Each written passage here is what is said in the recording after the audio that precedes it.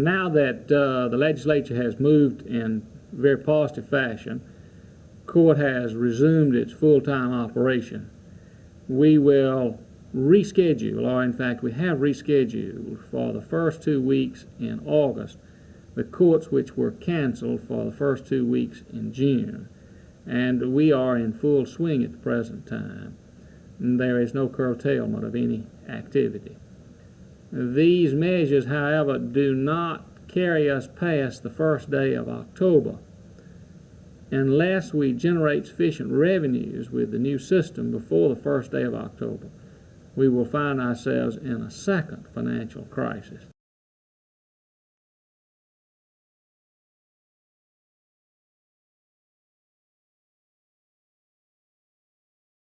So it didn't have an ill effect overall, and it really helped in certain areas.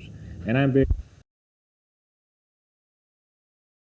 problems are not over. And I tried to define this to the legislature and also to the public, that the measure takes care of the court's operation through the end of this fiscal year, and that's October 1. Now the same sort of restriction is on the budget next year.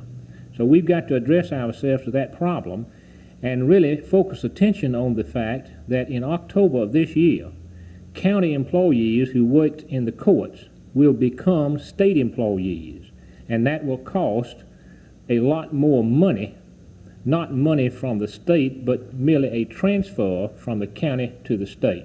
But it is a matter that we must look into now, and hopefully if the governor sees fit to call a special session, then we could take care of that at that particular time. Well, if there's not a special session, you really have a dilemma. If it's not a special session, then we certainly do, because while we have budgeted for that, this limitation of court revenues on expenditures is still in that next year's budget that could not be addressed during this special session. The state legislature is not scheduled to be back in Montgomery until next January in regular session. However, the judiciary anticipates more money problems and needs legislative attention by this fall. If not, it faces another financial dilemma. George Mitchell, WSFA TV News, the state capitol.